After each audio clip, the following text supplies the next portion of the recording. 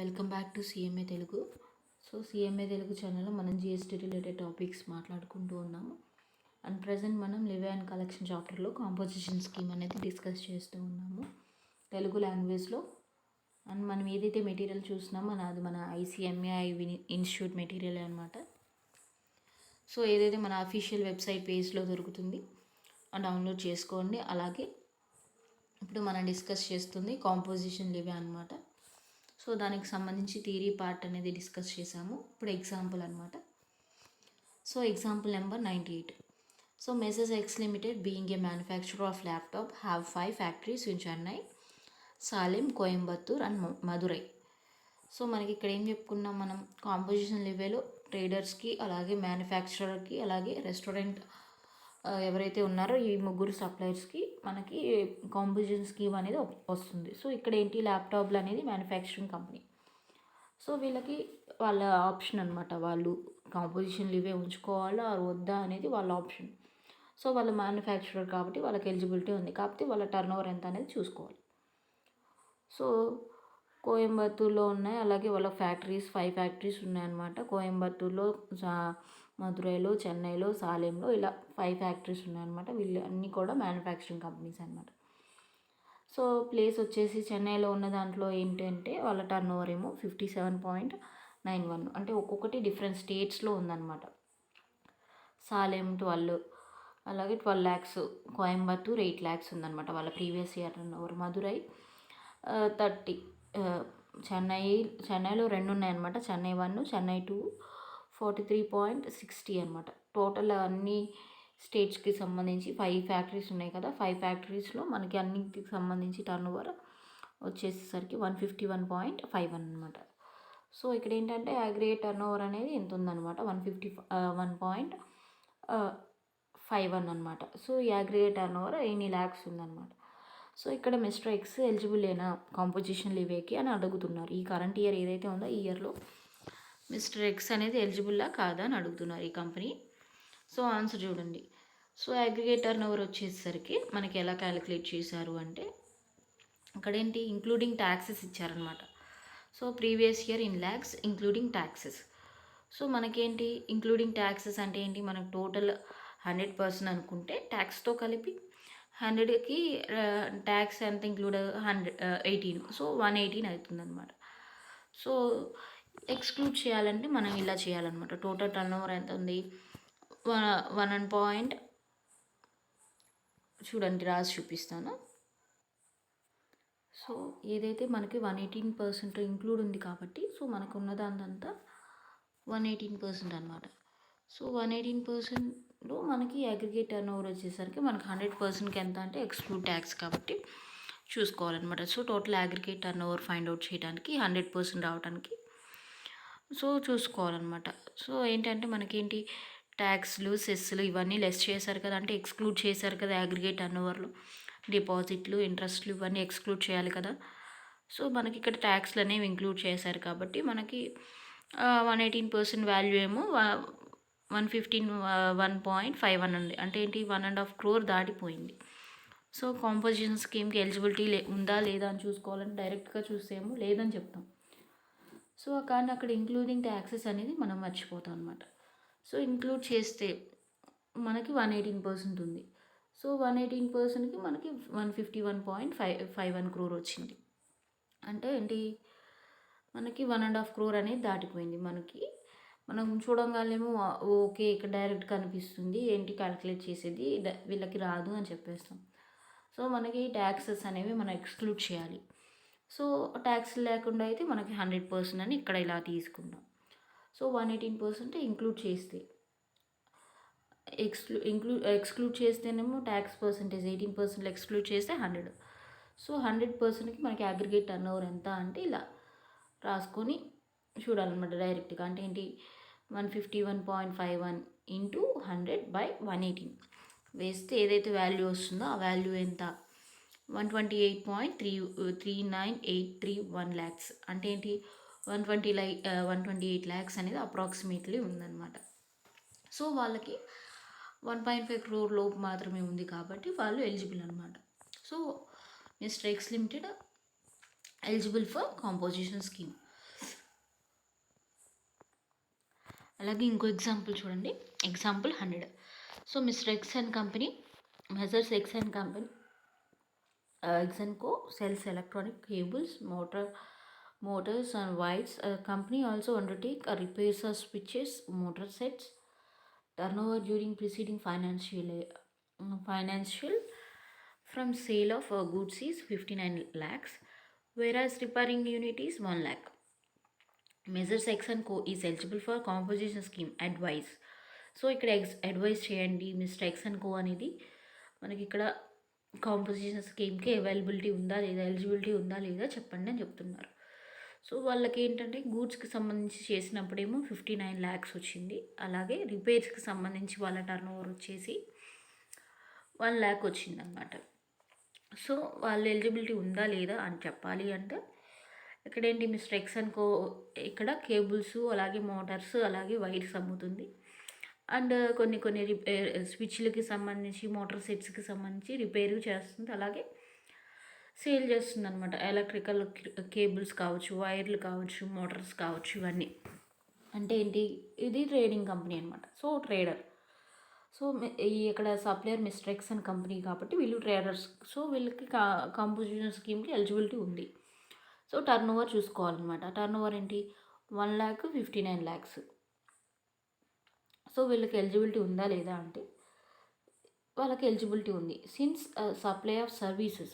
So ఇక్కడ goods కాదు మనం చూసుకోవాల్సింది, సర్వీసెస్ చూసుకోవాలన్నమాట.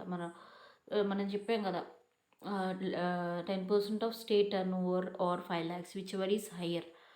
సో ఇక్కడ మనకి స్టేట్ టర్న్ ఓవర్ ఎంత, అలాగే 5 lakhs అండ్ స్టేట్ టర్న్ ఓవర్లో మనం 10% తీసుకోవాలన్నమాట. సో ఇది ట్రేడింగ్ కంపెనీ మిస్టర్ ఎక్స్ అనేది. సో ఇక్కడ ఏమి గూడ్స్కి సంబంధించి సేల్ ఆఫ్ గూడ్స్ 59 lakhs అన్నారు. సో అది అగ్రిగేట్ టర్న్ ఓవర్లో మనం వాల్యూ చేసేటప్పుడు అది కూడా యాడ్ చేస్తాం అనమాట. సో ఇక్కడ చూడండి, since supply of services other than those refer to in class B of paragraph 6 of schedule 2 of value not exceeding 10% of turnover in a state or union territory in the preceding financial year or 5 lakhs whichever is higher. So therefore the benefit of composition will be extended to measures X and Co. So working note ఇచ్చారనమాట. So ఇక్కడ సర్వీస్కి సంబంధించి portion ఎంత ఉంది, repair portion వరకు అనమాట. గూడ్స్కి సంబంధించి calculate చేయరు కదా, 10 lakhs ఉందా 5 lakhs ఉందా అని కంప్యూట్ చేసేటప్పుడు. సో వాల్యూ ఆఫ్ సర్వీస్ వచ్చేసి 1 lakh అనమాట. సో టోటల్ ఎంత అంటే మనకి 59 lakhs, అలాగే 1 lakh 60 lakhs అనమాట.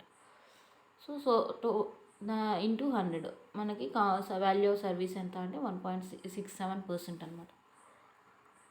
అలాగే ఇంకో ఎగ్జాంపుల్ చూద్దాం. Measures A is a paper merchant own 5,000 square feet shop at Chennai.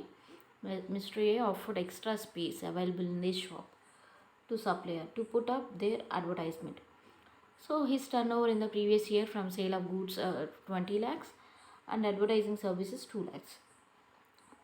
Mr. A is eligible for composition scheme in the current year. So ఇక్కడ ఏంటి, మర్చెంట్ అన్నారు. సో ఇక్కడ ట్రేడర్ అవ్వచ్చు ఆర్ మ్యానుఫ్యాక్చర్ అవ్వచ్చు. పేపర్ మ్యానుఫ్యాక్చర్ చేసి అమ్మొచ్చు are పేపర్ని trading చేస్తూ ఉండొచ్చు. సో ఈ పర్సన్ ఎలిజిబిలిటీ అనమాట, ఎలిజిబుల్ ఫర్ కాంపోజిషన్ స్కీమ్ అనమాట. సో వీళ్ళ టర్న్ ఓవర్ వచ్చేసరికి ఎంత ఉంది అంటే 20 lakhs ఏమో గూడ్స్కి సంబంధించింది, 2 lakhs ఏమో సర్వీస్కి సంబంధించింది. సో కాంపోజిషన్ స్కీమ్కి సంబంధించి మన వాల్యూ ఆఫ్ సర్వీసెస్ తీసుకోవాలి కదా. సో ఇక్కడ టోటల్ మనకు సర్వీసెస్కి సంబంధించి పోర్షన్ 2 lakhs ఉంది కాబట్టి టోటల్ ఎంత ఉంది, 20 + 2 22 lakhs. So 2 lakhs by 22 lakhs into 100 మనకి ఎంత పర్సెంట్ వచ్చిందంటే వాల్యూ అనేది 9.09% అనమాట, value of services. So mister A being a paper merchant whose supply of services does not exceed 10% of. So ఇక్కడ వాల్యూ ఆఫ్ సర్వీస్ అనేది 10% లోపే ఉంది కదా స్టేట్ టర్న్ ఓవర్లో. సో ఈ పర్సన్ ఎలిజిబుల్ అనమాట. సో ఎందుకంటే 10% అంటే 9.09% ఉంది కదా, 10% దాటలేదు కదా value of service. So paper merchant who supplies of service does not exceed 10% of supply or 5 lakhs whichever is higher, hence the benefit of composition scheme is allowed. So 5 lakhs. So మనకి 10% ఓ 5 lakhs చూసేటప్పుడు 10% లోపే ఉంది కదా. So ఈ రెండు కండిషన్స్లో ఏదైనా satisfy చేయొచ్చు కదా. సో ఈ పర్సన్ ఎలిజిబిలిటీ అనమాట, ఎలిజిబుల్ ఉందన్నమాట, కాంపోజిషన్ స్కీమ్కి ఎలిజిబుల్. అలాగే ఇంకో example 102.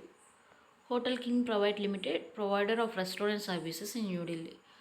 They also serve beer, whiskey, and so on. Turnover in the previous year is 67 lakhs. Hotel King Private Limited is eligible for composition scheme in the current year. So ఇక్కడ ఏంటి, ఇక్కడ హోటల్కి సంబంధించి hotel king private limited ఒక company ఉందన్నమాట. వీళ్ళు ఏం చేస్తున్నారంటే రెస్టారెంట్ సర్వీసెస్ని సప్లై చేస్తున్నారు ఢిల్లీలో. వాళ్ళు బియర్ని మ్యానుఫ్యాక్చర్ చేస్తున్నారు, బియర్ కావచ్చు, విస్కీ కావచ్చు. సో వాళ్ళ టర్న్ ఓవర్ వచ్చేసరికి 67 lakhs ఉందన్నమాట ఆ ప్రీవియస్ ఇయర్లో. వాళ్ళు ఎలిజిబుల్ ఉందా లేదా అని అడుగుతున్నారు. So hotel king private limited is not eligible for composition scheme since they are supplying the product which is not leviable to GST.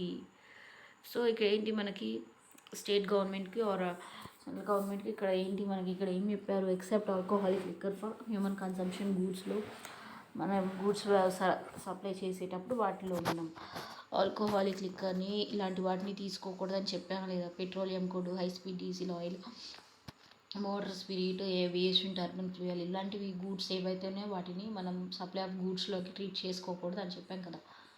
కానీ ఇక్కడ గూడ్స్లో ఏం సప్లై చేశాడు, విస్కీ సప్లై చేశాడు, బియర్ సప్లై చేశాడు. సో వాటికి సంబంధించి ఆల్కహాలిక్ ప్రొడక్ట్స్ ఇంకా కొన్ని సప్లై చేస్తూ ఉన్నారనమాట. సో అంటే ఏంటి, నాన్ ట్యాక్సిబుల్ గూడ్స్ని సప్లై చేస్తూ ఉన్నారు. ఆ ఎగ్జామ్టెడ్ గూడ్స్ అయితే కాదు, కానీ నాన్ ట్యాక్సిబుల్ గూడ్స్ అనమాట. సో వాటి మీద జిఎస్టీ అనేది ఇంకా అమల్లోకి రాలేదు. సో అలాంటి గూడ్స్ని సప్లై చేస్తున్నారు. సో ఈ పర్సన్ ఆ కాంపోజిషన్ స్కీమ్కి ఎలిజిబుల్ కాదు. అలాగే ఇంకో ఎగ్జాంపుల్ చూద్దాము. 103. Mister C of Chennai is a retailer dealing with cell phones. He supplies goods to the person located in Chennai and Pondicherry. Aggregate turnover in the preceding financial year is 45 lakhs. Mr. C wants to opt for composition scheme in the current financial year. So ఇక్కడ ఏంటి, retailer అనమాట mister C అనేది person. అంటే ఏంటి, like trader అనమాట. And cell phones deal చేస్తూ ఉన్నాడు అనమాట, సప్లైస్ కావచ్చు. సో ఏంటి, ఆ పర్సన్ ఏమో చెన్నైలో ఉన్నాడు అనమాట, supplies goods to persons located in Chennai. So mister C చెన్నైకి సంబంధించి ఎవరైతే ఉన్నారో వాళ్ళకి గూడ్స్ అనేవి సప్లై చేస్తూ ఉన్నారు. పాండిచ్చేరిలో కూడా సప్లై చేస్తూ ఉన్నాడు. సో అంటే ఏంటి, విత్ ఇన్ స్టేటే చేయట్లేదు అనమాట. ఒక స్టేట్ చెన్నైలో ఉన్న పర్సన్ చెన్నైలో వాళ్ళకి సప్లై చేస్తున్నాడు, అలాగే పాండిచ్చేరిలో ఉన్న వాళ్ళకి సప్లై చేస్తున్నాడు mister C. So aggregate turnover ఏమో 45 lakhs ఉంది. అంటే ఏంటి, 1.5 crore లోపే ఉంది. కానీ వాళ్ళు ఇంటర్ ట్రేడ్ ట్రాన్సాక్షన్స్ చేశారు, అవుట్వర్డ్ సప్లైస్ చేశారనమాట వేరే స్టేట్కి. సో ఆ పర్సన్ ఎలిజిబిలిటీ ఉండదు. ఆ పర్సన్ కాంపోజిషన్ స్కీమ్కి ఎలిజిబిలిటీ ఉందా లేదా అంటే వాళ్ళకి లేదు, no. When the person makes interstate supply of goods, benefit of composition scheme is prohibited. Therefore mister C will not be entitled to benefit of composition scheme. So మనకి ఏవైతే ఆ 4 conditions ఉన్నాయో, electronic commerce ఆపరేటర్ని contact అయినా, or వేరే మన interstate transactions చేసిన, or non taxable గూడ్స్ని సప్లై చేసిన, ఆర్ ఎగ్జామ్టెడ్ గూడ్స్ని సప్లై చేసిన, వీళ్ళకి ఏంటంటే కాంపోజిషన్ స్కీమ్ అనేది ఎలిజిబిలిటీ ఉండదు. అలాగే ఇంకో example 104. Peter England is a trader who cells his readymade clothes online on Amazon India. He received an order for 12 lakhs in the previous year. Peter England also supplied goods from their outlets. So aggregate turnover of the company in the previous year was 21 lakhs. Peter England is eligible for composition scheme. So ఏంటంటే ఇప్పుడు Peter England ఏం చేస్తున్నాడు అంటే readymade క్లాత్స్ని supply చేస్తున్నాడు అనమాట. ఈయన ఏంటంటే trader అనమాట. సో మామూలుగా చూస్తే ఏంటంటే మ్యానుఫ్యాక్చరర్కి, ట్రేడర్కి, రెస్టారెంట్ వాళ్ళకి కాంపోజిషన్ స్కీమ్ అనేది అవైలబిలిటీలో ఉంటుంది. కానీ ఇక్కడ ట్రేడరే, కానీ ఈ పర్సన్ ఏం చేస్తున్నాడు, గూడ్స్ ఏవైతే క్లాత్స్ అనేవి సప్లై చేస్తూ ఉంటాడనమాట.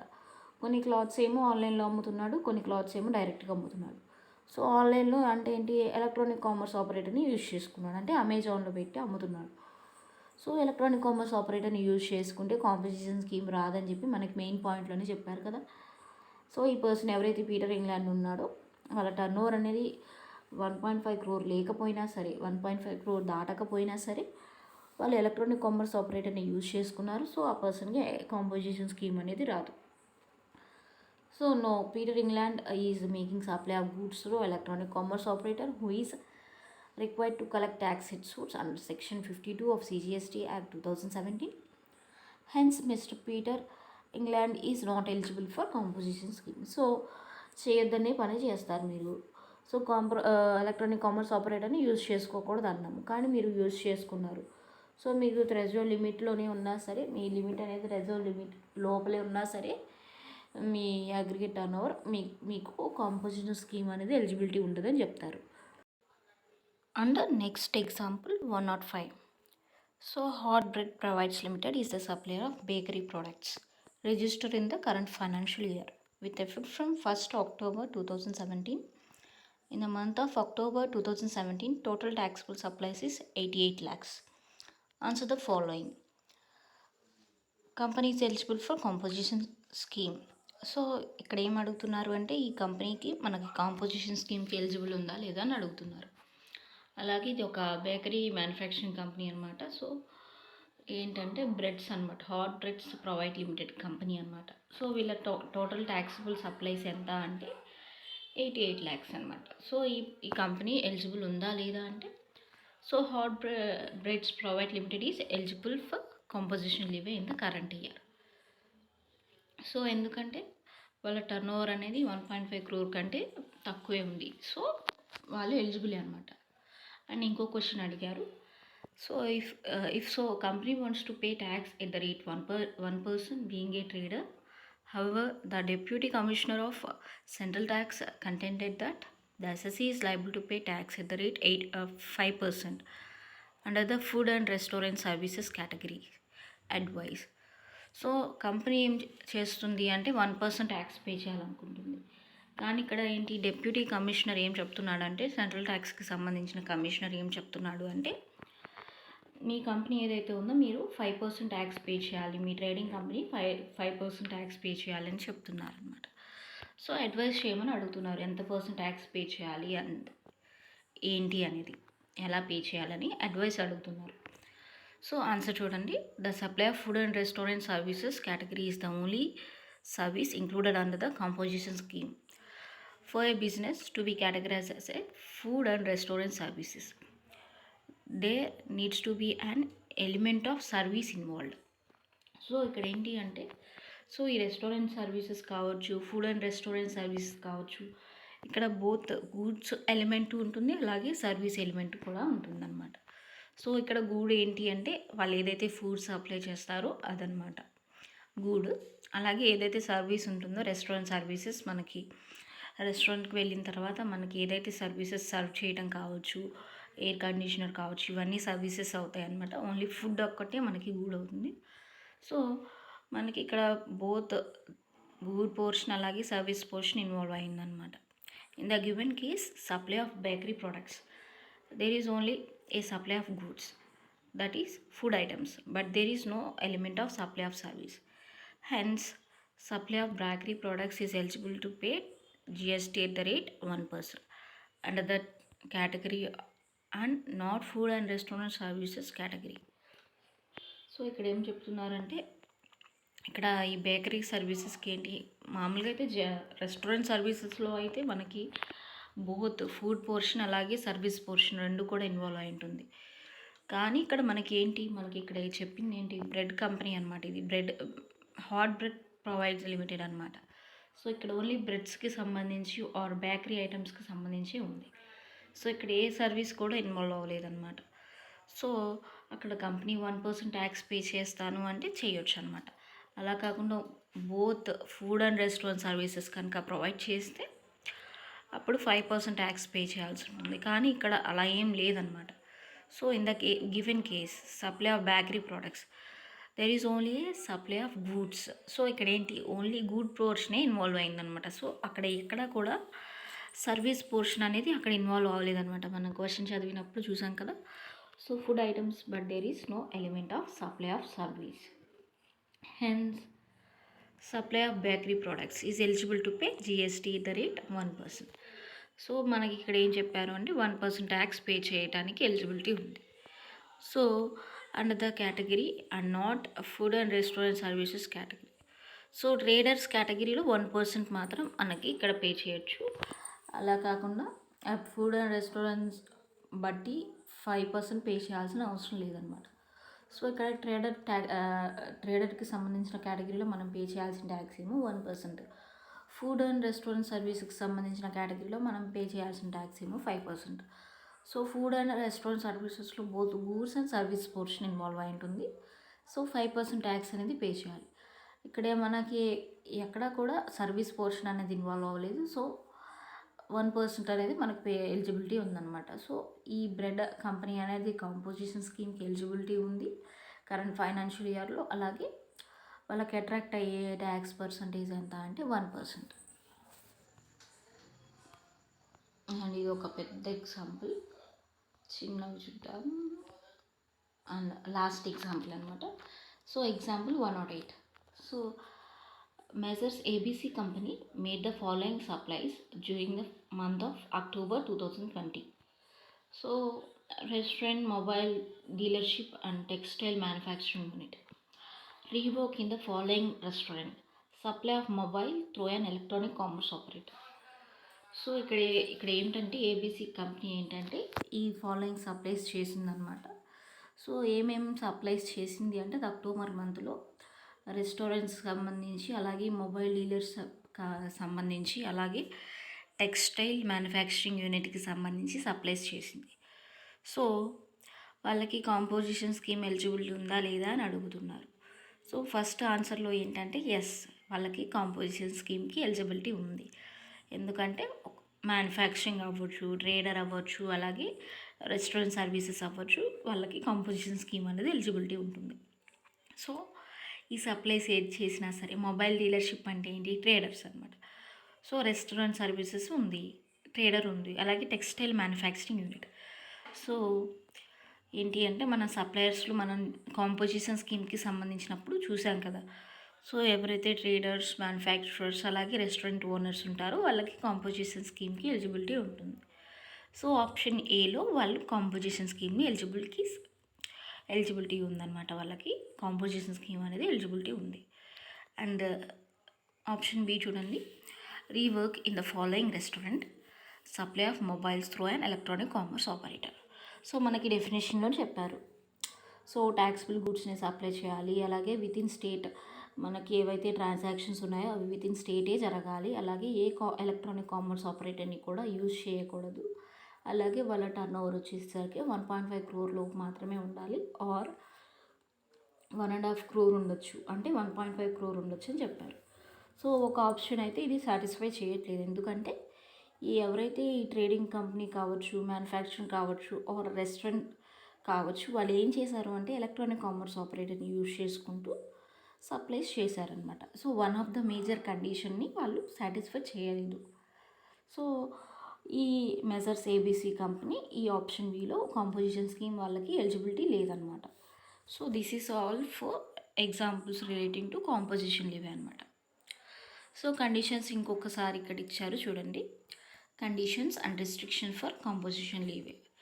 Rule 5 of chapter 2 of CGST rules 2017. So ఇది మన నెక్స్ట్ క్లాస్లో చూద్దాము. And thanks for watching. Please like చేయండి, షేర్ చేయండి, సబ్స్క్రైబ్ చేయండి our channel CMA Telugu. Please like, share, subscribe to my channel CMA Telugu.